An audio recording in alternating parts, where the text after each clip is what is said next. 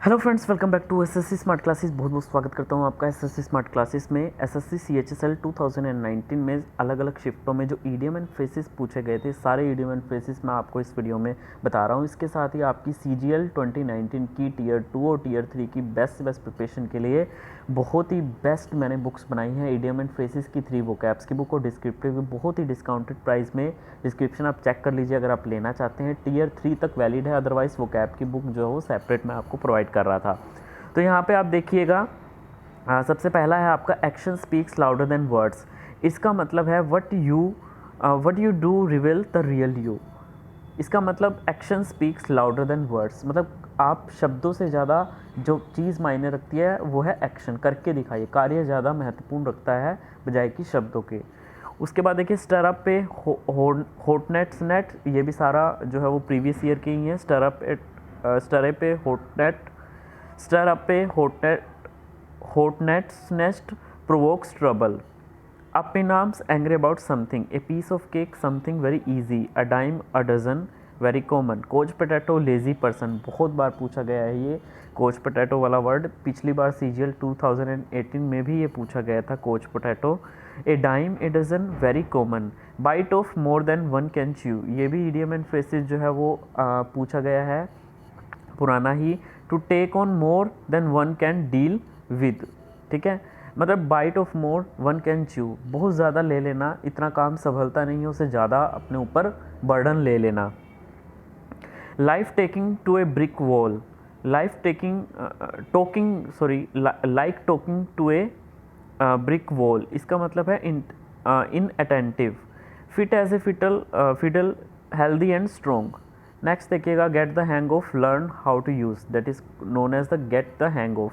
To have a gut feeling, to have a gut feeling ये भी पुराना ही word है, पुराना इडियम एंड फ्रेजेस है। इसका मतलब है टू फील एन इंस्टिंक्ट और institution. It is something like that, कुछ भी मतलब ऐसा अपने आप में आभास हो जाना, अपने आप में अंदर से एक किसी चीज़ के प्रति एक आभास हो जाना, दैट इज़ कॉल्ड इंस्टीट्यूशन। कि जैसे आप किसी काम को जा रहे हो, यार मेरा काम बनेगा नहीं, तो इस तरह की जो चीज़ें होती हैं, to have a gut feeling, इसका यही मतलब है इंस्टीट्यूशन जो होता है। Take the hit, receive criticism. Cash trapped, cash trapped का मतलब होता है इम्पावराइज्ड। इम्पावराइज्ड मतलब क्या होता है, काम चलाऊ प्रबंधन, इम्पावराइज्ड। या फिर सीधा सीधा से इसका मतलब हो गया कंगाल, ठीक है। कैश ट्रैप नाम से पता चल रहा है दिवालिया निकलना। उसके बाद देखिए pull yourself together, regain composure. Composure क्या होता है, धैर्य, धीरज, that is called pull yourself together. Add insult to the injury, वही जले पे नमक छिड़कना। Make a bad situation even worse. Jump on the bandwagon, get involve in an activity because it is likely to succeed, that is called jump on the bandwagon. Receive in a new lease of life, receive a new lease of life, became energetic again. Old hand, that is known as experienced. हम बोलते हैं ना कि पुराने हाथ जो उस चीज़ पे, पुराने हाथों से ये चीज़ गुजरी हुई है, मतलब इट इज़ वेरी एक्सपीरियंस, बहुत एक्सपीरियंस है, अनुभव है, वेटरन टाइप, बहुत अनुभव है। Jumped the gun, acted hastily, तो मतलब बहुत तेज़ी से, हेस्टली होता है बहुत तेज़ी से एक्ट करना, that is called jumped the gun. Looking for a needle in a haystack means attempting something impossible, that is called looking for a needle in a haystack, that is attempting something impossible. Note means word, note means का word का मतलब होता है state your opinion, मतलब ऐसे शब्दों को हमने यूज़ करना है जिससे किसी सामने वाले बंदे की भावनाओं को ठेस ना पहुँचे। इस तरह से अपने वर्डों को पोलाइटली तरीके से बोलना है, उस पर आप थोड़ा सा कंट्रोल करना है। इट इज़ को नोट मीन्स वर्ड्स। रब द रोंग वे, रब द रोंग वे है अनोय समवन। ईट ए हम्बल पाई, ये भी पुराना ही वर्ड है, काफ़ी बार एग्जाम में आ चुका है। admit that you are wrong, that is called eat a humble pie. Please eat a humble pie, as you always know that that he is wrong, so you can easily tell somebody that eat a humble pie. So sentence can be used like this. To fall on deaf ears, to fall on deaf ear का मतलब होता है to be ignored. Let off the hook, let off the hook का मतलब होता है allow to escape from blame. Parthian shot, parting hit, Parthian shot का मतलब होता है पार्टिंग हिट। अगर मैं इसका सीधा सीधा सा मतलब बताऊँ, पार्टिंग शॉट का मतलब डिपार्ट करने से पहले, कोई भी जैसे डिपार्ट कर रहा है, लीव कर रहे हैं, फाइनल जब आप उस पर जाते जाते कोई कमेंट कर रहे हो, कोई इंसल्टिंग सा कमेंट कर रहे हो, आप क्रिटिसिज्म उस पर कर रहे हो, तो क्रिटिसाइज़ कर रहे हो उसको, तो that is called Parthian shot. Once in a blue moon, that is happening very rarely, happening only rarely, that is called once in a blue moon. To leave someone in a lurch, to desert someone in his difficulty, किसी को बीच बाजार में, बीच उसमें छोड़ देना, बीच बाजार में ही छोड़ देना। To leave someone in the lurch. सारे इडियम एंड फ्रेजेस पुराने ही पूछे गए हैं और लगभग जो है वो मोस्टली जो पीडीएफ्स मैंने बनाई हैं लगभग उसी में से है। Plain as a day, very obvious and easy to understand, that is called plain as a day. Get something off your chest, express something that has been worrying you and you want to say, that is called get something off your chest, express something that has been worrying you, कुछ ऐसी चीज़ express करना, express something that has been worrying, जो आपको बहुत परेशान कर रहे हैं, and you want to say, आप उसको कहना चाहते हो, that is आप ये बोलते हैं छाती पे से कुछ भी बोझ उतारना अपने कंधों पर से नहीं, सॉरी, अपनी चेस्ट पे से, अपनी छाती पर से, कलेजे पर से मेरे कुछ बोझ था, उसको हल्का करना, कलेजे को अपना हल्का करना, मतलब कुछ कहना किसी से, कुछ मन में दबी हुई बात है उसको कहना, ये इसका मतलब है। Behind the scene, unknown to everyone, heads off to, that is called किसी को कॉन्ग्रेचुलेट करना। Down to earth, very easy and most of the word that has been asked in the CHSL 2019, very easy and we often use it in our daily life. That is down to earth means practical and direct. Pull up his socks, किसी की जराबे खींचना, मतलब make a greater effort to improve. Cross the bridge, solve the problem. Back in saddle, resume duty. Vanish in air means completely disappear. Takes one hats off to someone, ये important है। Takes one hat off to someone मतलब किसी को एक जैसे टोपी नहीं हम किसी को उतार के देते, मीन्स एक तरह से हम उसकी क्या कर रहे हैं, प्रेस कर रहे हैं, एडमायरेशन कर रहे हैं। टच ऑल बेसिस का मतलब include everything. The big fish means the main leader. Cut to the chase, talking about the important point and leaving out the detail. ठीक है, किसी चीज़ को बहुत संक्षिप्त रूप में और इफेक्टिवली बताना, जो मेन पॉइंट्स हैं उनको डिस्कस करना। कीप ए सिविल टंग का मतलब है speak with great politeness. Made out of whole cloth, entirely false and fabricated, that is made out of whole cloth, that is entirely false and fabricated. Every cloud has a silver lining, ये भी काफ़ी important word है, इसका मतलब है something promising, is there is any difficult situation,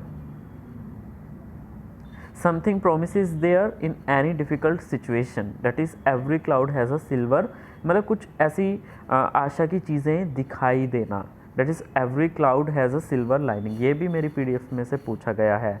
री inventing, और एक और चीज़ मैं आपको बता दूँ, CHSL में जो हिस्ट्री के क्वेश्चन आए थे 97 to 98% मेरी पीडीएफ में से क्वेश्चन जो है वो लगभग उस पीडीएफ में से आ गए थे। मैंने एक चीज़ एनालाइज़ की इसमें, CHSL का जो पेपर है, क्योंकि सारे शिफ्टों के पेपर आपके इंटरनेट पे डल चुके हैं, तो जो आंसर की आई थी, तो मैंने फिर चेक किया, तो मैंने देखा कि 97 to 98% जो डाटा था वो लगभग मेरे उससे पीडीएफ से आया हुआ है। वैसे ऐसे पीडीएफ नहीं बनाता मैं। Reinventing the wheel, wasting one's time for things that have already been satisfactorily done, उन चीज़ों पर अपना जो टाइम है वो वेस्ट करना जो कि ऑलरेडी जो है वो की जा चुकी हैं, अच्छे संतुष्ट तरीके से की जा चुकी है। मतलब एक चीज़ की हम बोलते हैं ना भाई ये बहुत अच्छे तरीके से कर लिया, फिर भी उस काम को हम दोबारा कर रहे हैं, टाइम वेस्ट कर रहे हैं। दैट इज़ कॉल्ड री इन्वेंटिंग द व्हील।